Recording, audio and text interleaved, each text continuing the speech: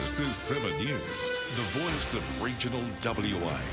Tonight, delays for WA's grain industry. Harvest bans are in, tonnage records are out. Compromising their health, why Aussies are delaying medication. The solar eclipse snapshot winning big at this year's Astrofest. And expect more hot conditions right around WA. Those details soon. 7 News begins now. Hello and welcome to 7 News. As a heatwave continues to sweep through the state, harvest bans could see delays to WA's grain harvest. It means the harvest would finish in the new year rather than Christmas as originally predicted. It's estimated around 14 million tonnes will be harvested this season, but it's a world away from last year's figure. Farmers say high heat and a dry finish are to blame.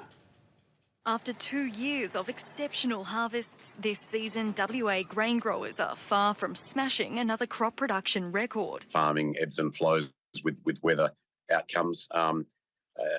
Certainly it's been great the last 2 years to have such strong results, but I think most people know that doesn't last forever. This year's harvest is expected to reach 15 million tonnes, around 40% less than last year's result. Just the lack of winter rain and the complete lack of spring rain has contributed to the low tonnages. We had a pretty good start across most of the state, early rain in March and April. So crops still went in at a good time, but the season terminated much earlier than in the last 2 years. So we saw quite a lot of high heat and a dry finish. So that brought crops to a conclusion pretty rapidly. The harvest is expected to wrap up by year's end, weeks earlier than usual, with the northern grain belt almost done.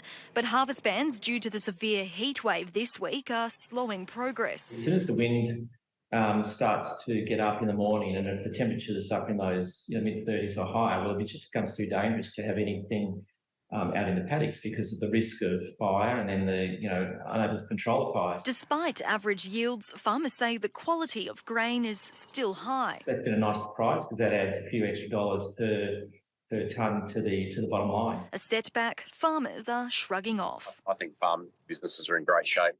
They're quite optimistic going forward, and that's reflected in grain, in land prices and reinvestment in this space. Jenny Shon, 7 News. Qantas has been forced to ground flights between Exmouth and Melbourne following a critical shortage of pilots. After less than 12 months in the sky, the bi-weekly flights will be scrapped from next year. The cancellation comes as several 737 pilots transition onto the Airbus. It means passengers must fly to Perth first and then to Learmonth Airport or opt for a 14-hour drive to reach their destination. Fresh data has revealed the alarming number of Aussies who are delaying their prescription medication because it's simply too expensive. Almost 1 million of us are compromising our health as costs continue to blow out. Cost of living now costing our health. You can't go without gas, you can't go without electricity, can't go without food, so medications is one of the things that gets cut off the list quite early. The Australian Bureau of Statistics has released new data. It reveals the proportion of people who delayed or avoided getting prescription medication when needed due to its cost, showing an increase from 5.6% in the 2022 financial year to 7.6% in the 2023 financial year. Particularly medications that aren't covered by the PBS, so things for vertigo, things for nausea, list goes on. People just simply can't afford them. They're $40, $50 a month. Those with multiple health conditions say they are finding it tough. Now with my extra medication, once it runs out, I'm probably spending $70 plus a month. The wife gets a few sort of different things for stuff, and it does affect her a lot. Like, they just go up, but like everything, cost of living is just huge. Inflation will soon play part, causing the maximum co-payment for non-concessional card holders to increase by $1.60 on January 1st, set to increase the cost of medication from $30 to $31.60 for general patients. You never know what you might need in the future, and yes, we're all thinking about how we spend our money. So yes, that is something that is concerning and affects everyone. The Pharmacy Guild is lobbying to bring that co-payment down to a reasonable level, less than $20 per medication. That's going to make it a lot more affordable for all Australians. Pharmacists are banding together for the Guild's Affordable Medicines Now campaign. Until then, Australians are holding out. It's medication you need, and hopefully it doesn't get any more dearer. Rochelle Putnikovic, 7 News. Businesses across the state are bracing for hordes of angry shoppers this Christmas. We've already seen a spike in retail workers being verbally abused, prompting calls for tougher laws to protect them. It's no secret Christmas shopping can be a stressful time. Everything's so expensive and it's all packed in here. I don't know that people are their kindest when they're stressed out. But for those on the other side of the counter, it can be a nightmare. Few people that tolerate our staff badly and the abusive behaviour. He says the common offenders are middle-aged men who target his female staff. If I'm here, they don't behave like that, but if I'm not here, they treat like, the different way. Bracing for a busy holiday season, many shop owners have taken a zero-tolerance approach, saying you can't put a price on staff. We're not happy to accept the customer because staff is the first priority. Many retailers say cost of living pressures aside, sometimes it's just the festive season itself that leads to meltdowns.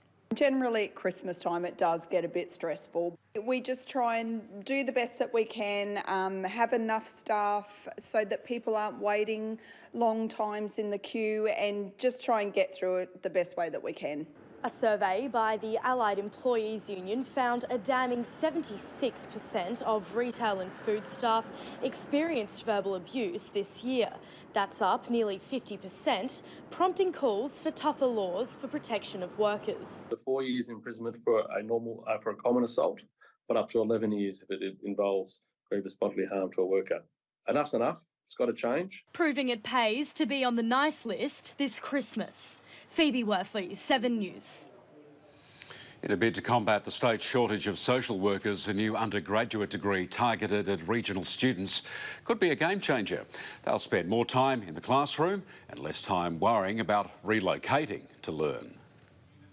For many, living remotely can be a barrier to higher education, while moving to the city comes at a cost, and for some, the connection to their town or family can be lost. And for Aboriginal people, living on country is important too. This is something that people want in the regions. The University of Western Australia and the WA Centre for Rural Health have developed a new degree, a Bachelor of Social Work, targeting regional students like never before. We need more social work professionals. It's one of the top growing job markets in Australia. Over 50 social work jobs currently in WA that have not been filled. It will send more staff to regional hubs in Geraldton, Albany, Broome and Karratha. The course also includes a supervised placement within a regional area, eliminating the need to relocate to the city. Give a more personal touch than a student would gain online. Some elements remain online, but on-campus learning is the major drawcard. Based on the research that people who do their placements in the region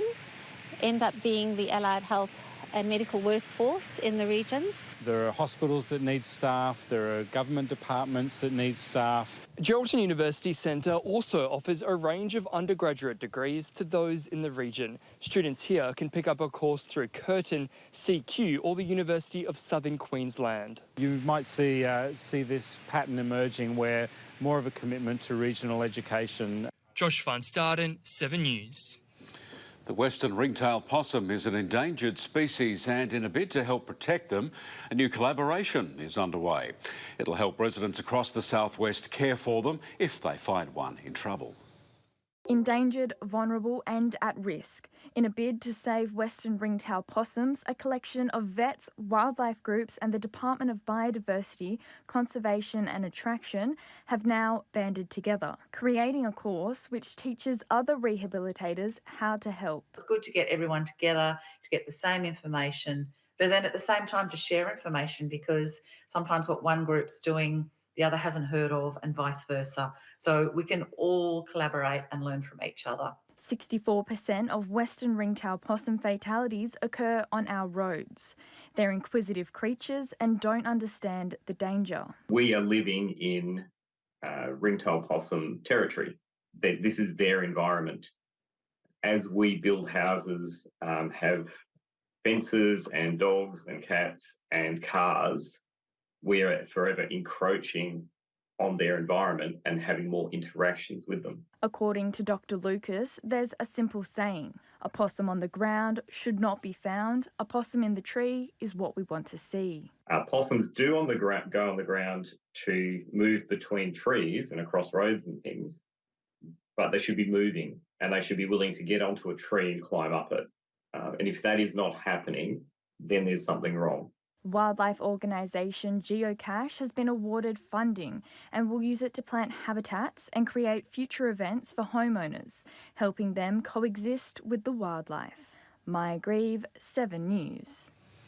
An Albany photographer has taken out the top prize of this year's WA Astrofest Awards. Will Verbasso had just 60 seconds to snap the perfect shot at this year's Exmouth solar eclipse, and the payoff was astronomical. It was the spectacle in the sky that put Exmouth on the international map. Despite the darkness, our Pilbara lit up as thousands of stargazers flocked to see this year's solar eclipse. Among them was Albany photographer Will Verbasso. I got my 5 seconds of sort of enjoying the eclipse, and then it was straight down to taking the photos. So. It was this snap during the eclipse which earned him the top title, named Best Astrophoto and Best Eclipse Photo at this year's WA Astrofest. For Will, it was an unexpected win. But certainly looking at the exhibition that they have there of the photos that didn't get in, and the quality of those photos, I'd almost pretty much just written off my chances. And after 2 years of preparation, the payoff was astronomical. It took a lot longer and a lot more effort to do than most of my deep sky photos. So I was quite glad that the effort actually paid off in the end. This was my first eclipse, my first time actually even taking a photo of the sun and moon together. So I didn't know actually how it was going to turn out. I had a bit of a plan and an idea, but I actually didn't know that it was going to end up going where it actually did in the end. Amanda Sabatino, 7 News. Hot and sweaty in front of the weather maps today with the wrap on where all the heat was. Here's Julian Vicentini. Thanks, Noel. It was another hot day around the state today as a heat wave continued in central, south and lower western parts of the state. And there were some strong morning winds in the lower west and southwestern districts. Tonight, expect some showers and thunderstorms over the Kimberley and North Interior. To today's temperatures, it reached 41 degrees in Fitzroy Crossing, 35 in Halls Creek, hot in Port Hedland, 42 the top, and Marble Bar reached a scorching 44 degrees just before 3:30 this afternoon. Slightly cooler further down the coast, 29 degrees in Carnarvon and a low of 14 degrees before reaching 30 in Kalgoorlie. It was warm in the southwest. Busselton got to 37 degrees, 34 the top in Manjimup, an overnight low of 9 in Esperance and 21 the top in Eucla. All the rain in the 24 hours until 9 a.m. occurred in the Kimberley. 27 mils was the most at Kilto Station and 11 mils fell at the Halls Creek Airport. No rain was recorded in the Pilbara, Goldfields and the State South. To the weather wall, hello to LeBron, Micah and Tyrell from Yandiyarra Remote Community School, and a big hello to these students.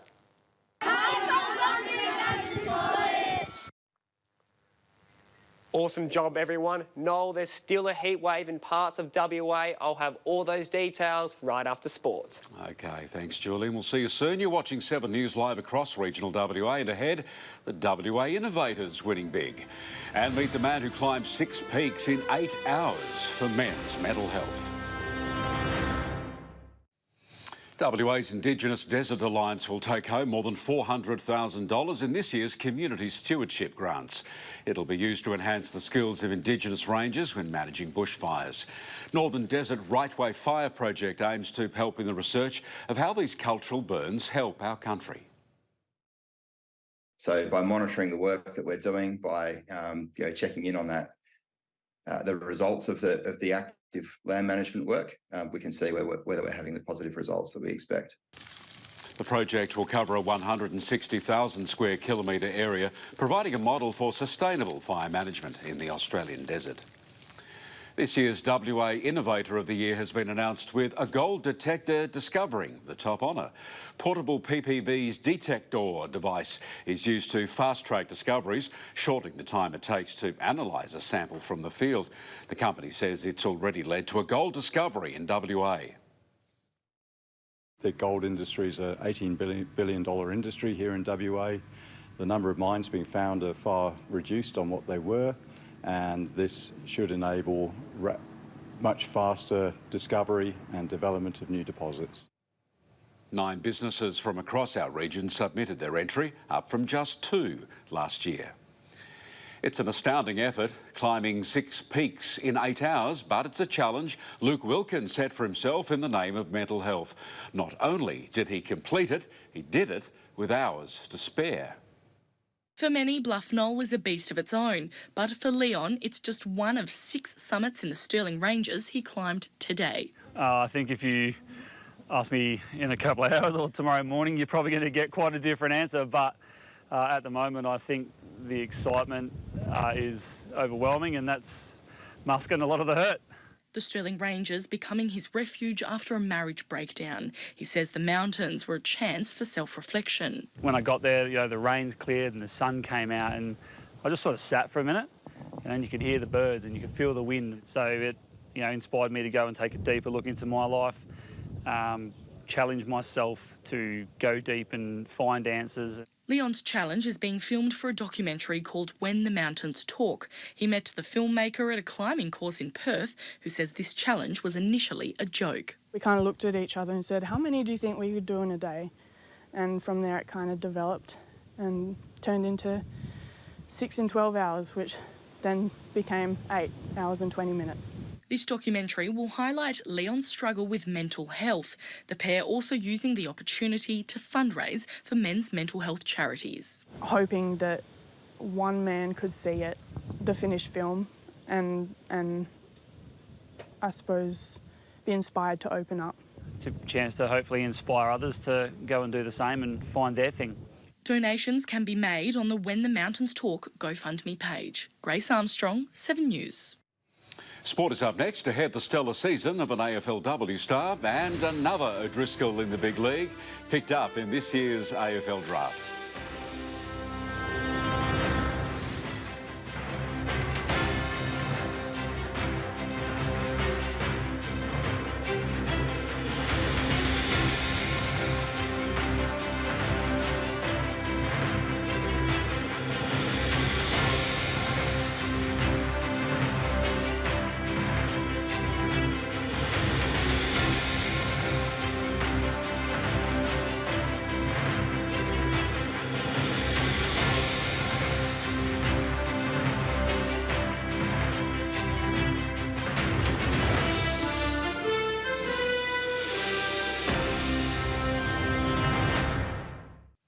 Another O'Driscoll is heading into the big leagues after the youngest sibling of the trio was selected at last night's AFL draft.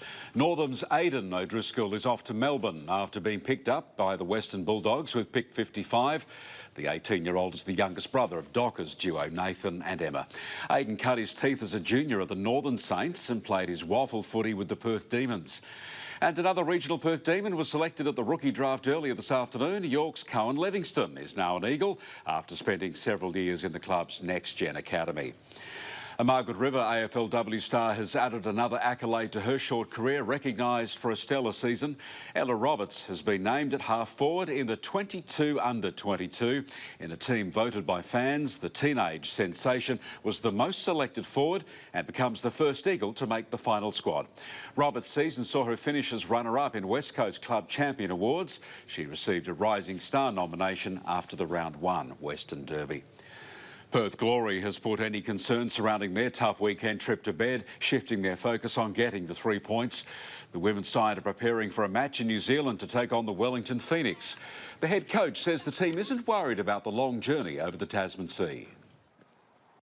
I think if we start focusing too much on some of the other factors like the time difference and the flight and the travel, etc., we spend time thinking on things we don't need to.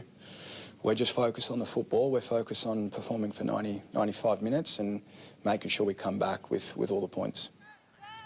The Glory's winning run came to an end at the weekend in Margaret River defender Natasha Rigby's milestone match. But the draw still remains, they still remain undefeated ahead of Saturday afternoon's match. Julian Vicentini is back next with a look at the weather, and then in 7 News at 6, the remarkable recovery of Ella Coulter, how WA helped her fight back from death and her plan to return to the police force after a holiday and travel insurance nightmare. Welcome back. A heat wave will continue to affect central, lower and southwestern regions for the next 2 days. There is no immediate danger, but stay aware and prepare for the heat. And a deepening trough near the west coast and a ridge south of WA will dominate the weather pattern for the remainder of the week. Friday we'll see some afternoon showers and evening thunderstorms over the Kimberley and North Interior. Those stormy conditions will stick around until the end of the week, and expect a windy Friday morning through central parts of the state and northeastern parts of the southwest land division. Those gusty winds will stick around to start the weekend, and Saturday may see some thunderstorms with little or no rainfall over the Pilbara, Gascoyne and central west. And there's possible light showers along the south coast of Albany on Sunday morning. Taking a look at tomorrow's temperatures, possible storms in Columbaroo, Wyndham and Kununurra, mostly sunny in Derby and Broome, 39 in Karratha and 39 also in Tom Price and Newman. Partly cloudy in Carnarvon, a windy top of 40 in Murchison, Meekatharra 37 and hot gusty conditions in Morawa. Hot and sunny in the southwest, 37 in Collie, Busselton 38, windy in Albany, 36 the top in Manjimup and Wagen, and a mostly sunny 38 degrees in Northern. Slightly cooler further south, 25 and windy in Esperance, cloudy in Eucla, and a sunny 31 degrees in Kalgoorlie and Laverton. To local waters, swells around 1 metre high on the Kimberley and Pilbara coasts tomorrow. There's a strong wind warning for the Lewin coast with 3 metre sea heights. Winds are set to reach up to 30 knots east of Cape Lewin in the evening. Strong winds also for the Albany coast, winds tending up to 30 knots easterly, and along the Esperance coast, winds will reach up to 30 knots in the middle of the day. Taking a look around the rest of the country, possible storms in Darwin, 33 degrees, and a scorcher in Perth, 40 degrees the top. Good night. OK, thanks, Julian. And that's 7 Regional News for this Wednesday. Rick and Sue are next from Perth from our team here. Good night, Western Australia.